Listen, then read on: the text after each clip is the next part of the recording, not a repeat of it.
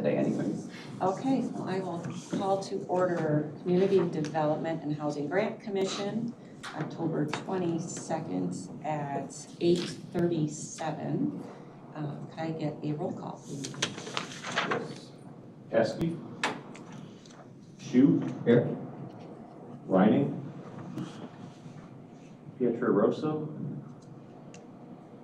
Adamson. Here. Moore. Grammer. Here. Draftcorn. Here. Hausman. Smith. Here. Von Bergen. Here. All right, could I get a motion to let Mr. Zook into our meeting, please? I'll make that motion. Okay, Mr. Rathborn, second by Mr. Adamson. All those in favor? Aye. Great, thank you. Welcome. All right, do we have meeting minutes for April 8th and 9th? I don't remember seeing those attached anywhere. They were on the portal. I read them this morning. Okay, so could I get a motion to approve those minutes, please? So moved. So seconded. Mr. Smith and Ms. Rathborn, all those in favor? Aye. Against, motion carries. Do we have any public comments? No. All right, seeing none, no old business, so new business, we've got the grant agreement update. Want me to start it? So this year we kind of did something a little different, which we haven't done before. We requested LOIs before the notice of funding went out. So I did our usual email blast to all the agencies and they responded and sent over, we call them project briefs, but they're essentially LOIs. And I wanted to keep them. What's very LOI? brief. Letter of intent. Okay. Sorry. And so I wanted to keep them very brief. I just requested what type of project they are considering, what the funding request will be, and then like a little blurb about the project. So I can definitely send all those out to you all. This is the compilation of all of our requests. At the top right-hand corner, I broke it down by category so you can see kind of where we're sitting for the different requests coming in for the different project types. Infrastructure is always going to be usually our highest one, so we're at 3.3 million just for the infrastructure projects alone. We're anticipating usual levels of funding that we received last year for CDBG and home. So CDBG, we were sitting around 1.3 million. Home, upwards of 580,000. So we are definitely well over both of those allocations that we received. About 5 times for CDBG, we're sitting at just the requests, 5.2 million, and then home is 1.9. And these are just project briefs of what the agencies were feeling kind of earlier this year. And I told them that at any point, if they felt like they had another project come up, because this was a few months ago when I asked them to submit these, that they weren't bound to these projects that they submitted. I just wanted to see kind of what the temperature was from the agencies and what they were considering for this, for 2026 funding. And so this is kind of what came out of it. A lot of new projects, which is great, and I can see some people, I'm anticipating us actually having more of a request because there are a few agency names just from my time working here that I see didn't submit a project brief.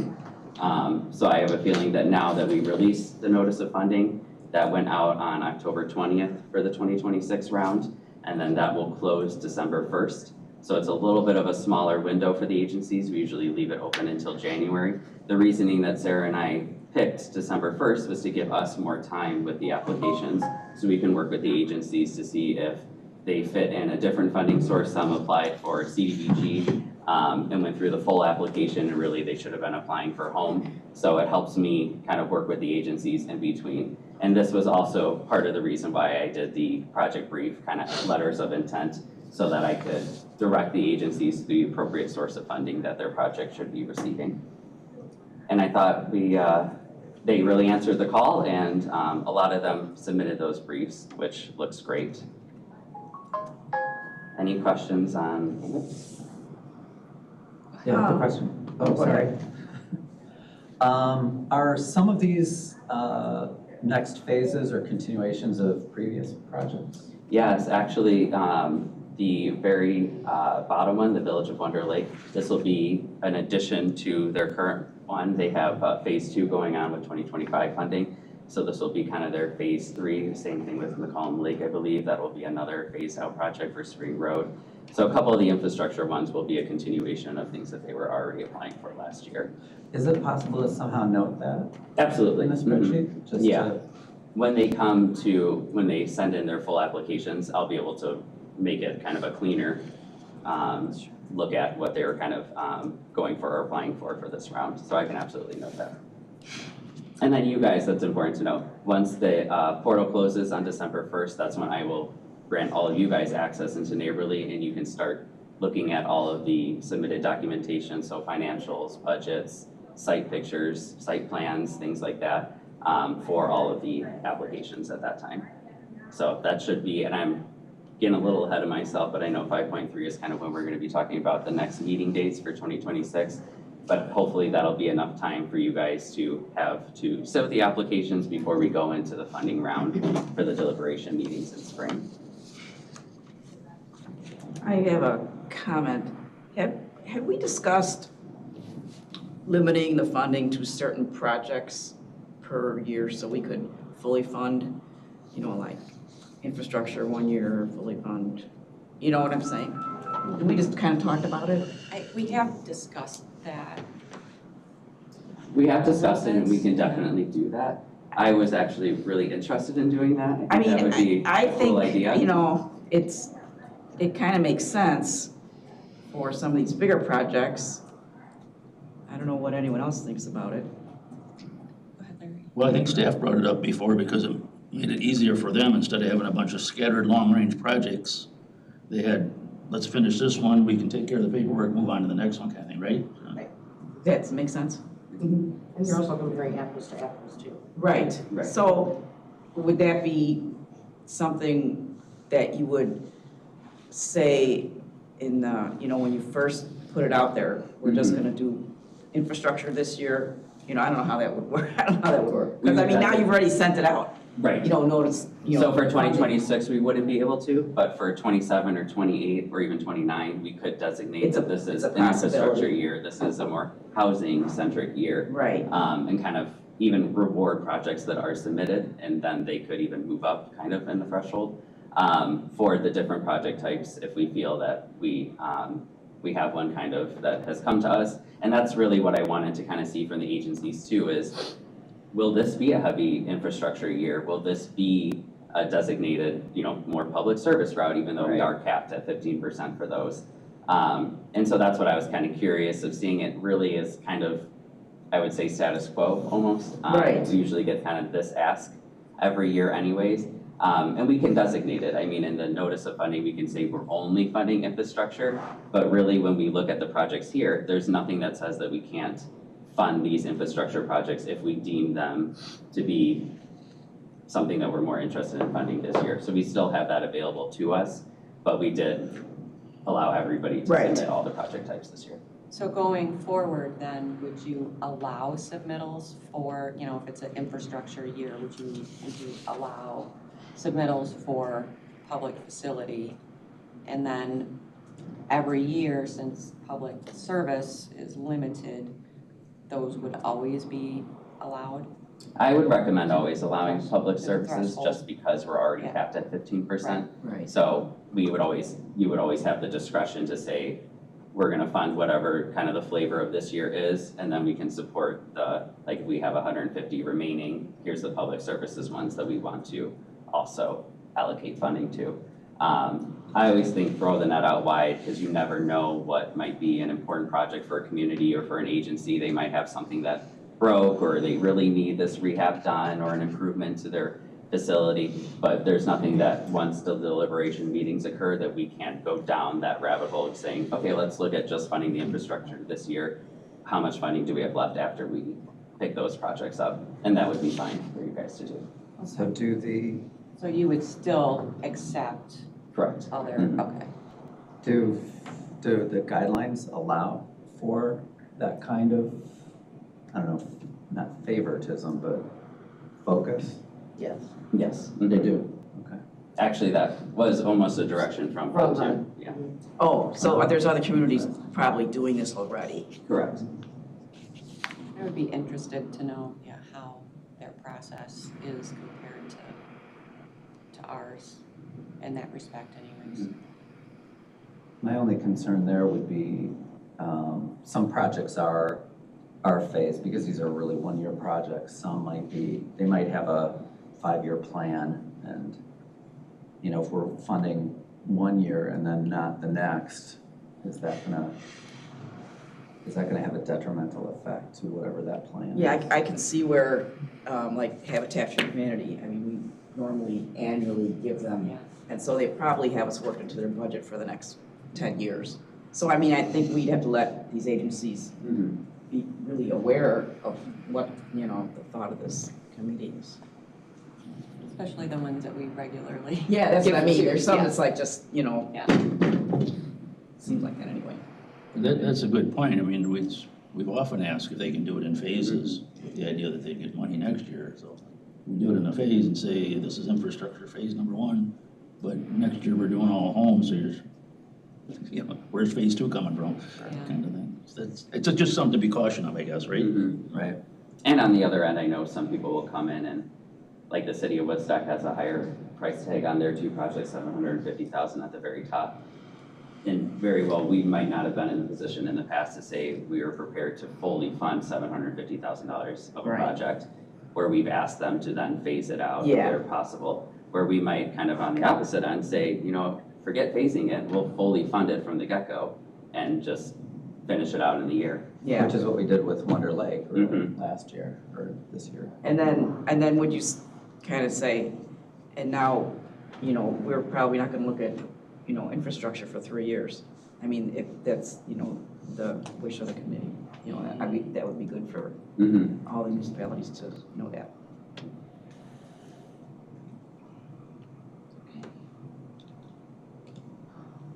So how about project proposal update?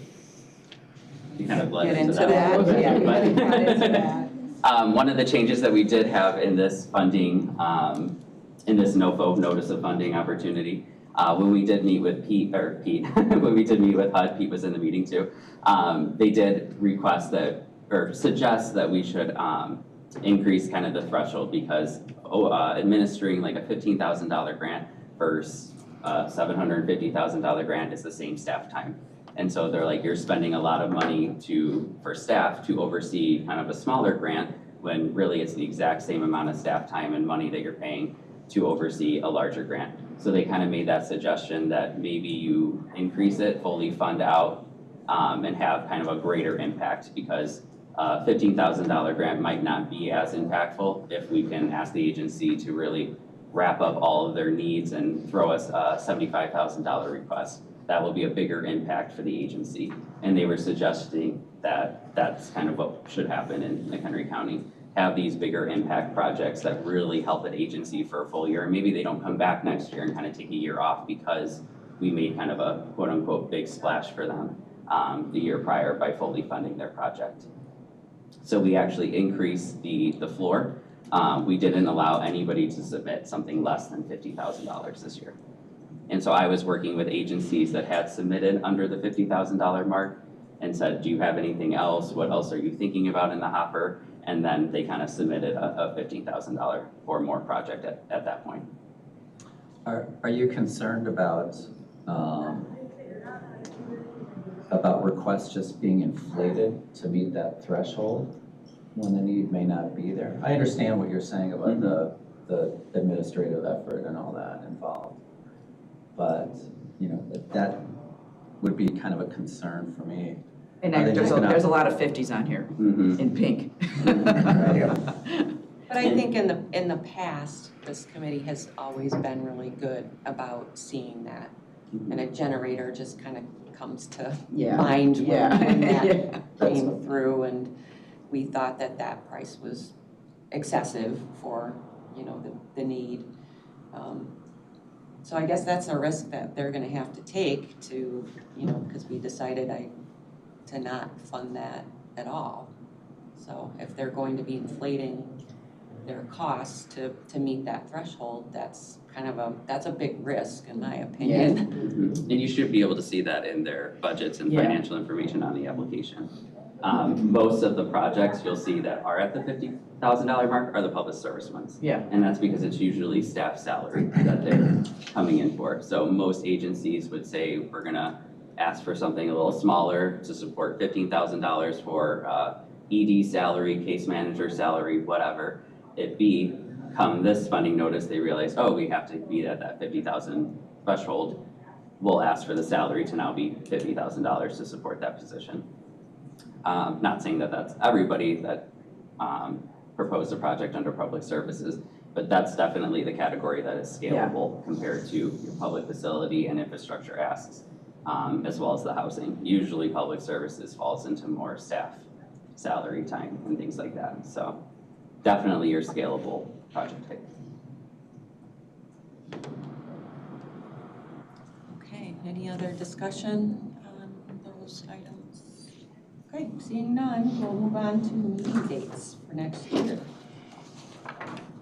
All right. And so this is kind of our meeting cadence that we had in 2025, or not kind of had, we did have.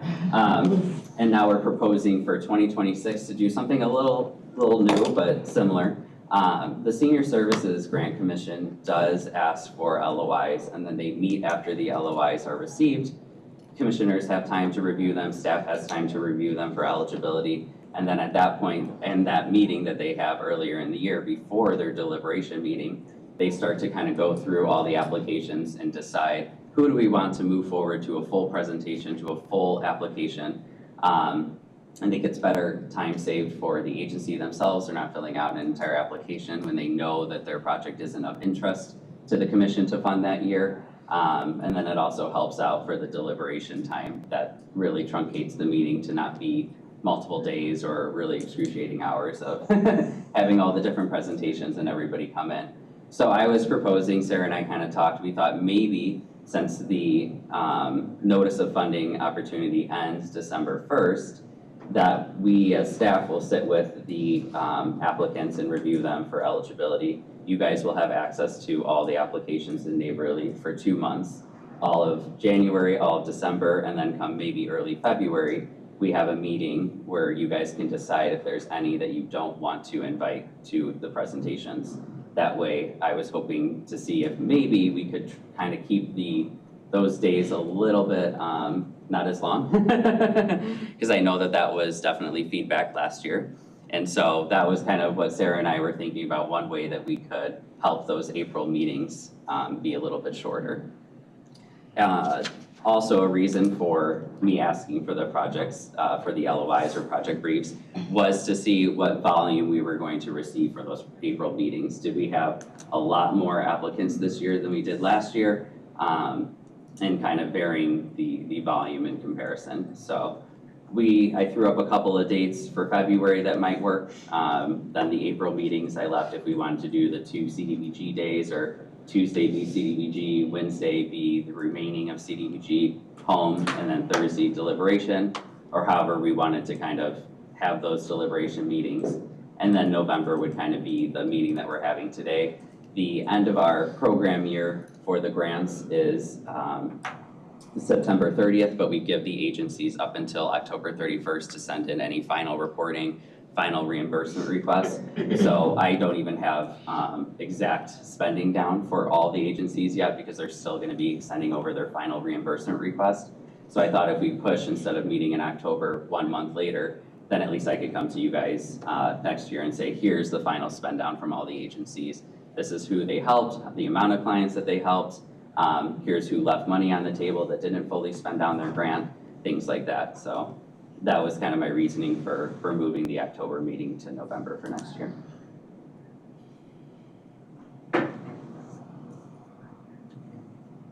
Do we want to pick our dates now or wait until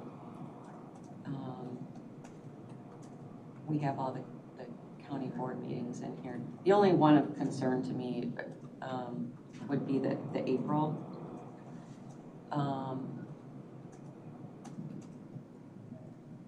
Because our county board voting is usually like the third Tuesday. What date? So the 14th, That's the second Tuesday. Oh, okay. oh, no, I'm you're right, thinking- I'm does that looking sound at, right? yes, no, Yeah. you're right. And I'm okay even keeping them like the month, like February would be this, April would be this, and then I could even work with you guys through email to say, do these dates kind of work if they're for the other committee meetings and things like that when they're still finalizing their schedule. This was me just kind of picking a few here and there just to kind of at least give a timeline of what we were kind of thinking. Yeah, actually, I think that week there wouldn't be any.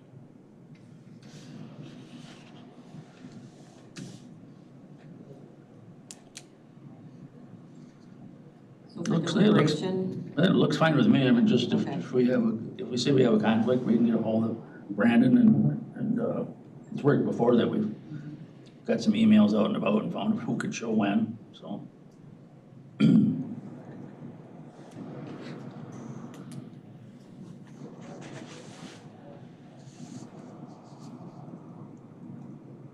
so maybe definitely the November 10th, Mhm. and that we would just need one for the February. So I guess it'd just be people's Tuesday, Wednesday, normal. It seemed like Tuesday, Wednesday is what we were following, but I didn't know if people wanted a Monday or No, Thursday in there or. No Mondays, no Mondays. I don't like Fridays, but I know Yeah, Senior no. Service Grant Commission likes Fridays. no Fridays for me. Well, I guess we could leave that for, once next year's calendar is a little better established, maybe. That's okay. It's gonna be 3 days in April. I'm hoping just for 2. I just kind of threw in a 3 in case. Case Yeah. needed. And then once December 1st kind of eclipses too, I'll be able to see what volume of applications came through. Like I said, I know a few agencies didn't submit project briefs that I know are probably anticipating submitting a project. And then maybe some might even drop out and say, we're just gonna send in 1 project rather than the 2 that we submitted. Right. So I'm gonna kind of gauge the volume come December 1st too.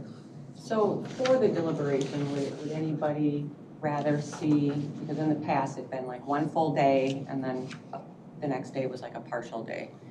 Would you rather have longer 2 days or keep with that entire day, that first day? I liked that, and that worked well for me. 1.5. How about everybody else? Don't matter to me. Okay. I'll be here. Doesn't matter to me, doesn't matter. All right, I just thought I'd throw that out there. I guess whoever's not here doesn't, Voice. they don't get a voice. Who doesn't get to talk? Dave, are you still there? Yeah. I sure am. Oh, perfect, okay. I just want to make sure you're able to hear us. Yeah, no, I can. The timeline and the schedule for the meetings I'm indifferent on it, so whatever works for everyone else. Awesome. Thank you. Okay, well, do we have any member comments or any other announcements that should be made? Are any members up for, So there's Alex's, or did Dave fill that? No. 27. Do we know the dates when I that? forget. I'd have to check on that, yeah. I forget. Probably look on here, but, so we have 1 open position, and I guess I'm not aware if there are any expiring. Yeah. Yeah, we can reach out to Kathy and make sure. Okay, any other discussion? Just, I got a chance to check the calendar for, April 16th, 2026 would be the committee of the whole, that Thursday. If that's gonna make any difference in how you set this up.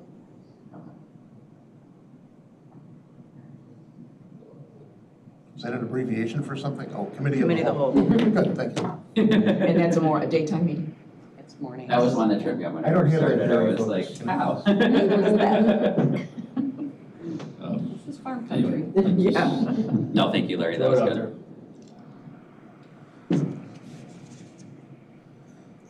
Okay. Seeing no other comments or any other announcements, I motion to adjourn. So moved.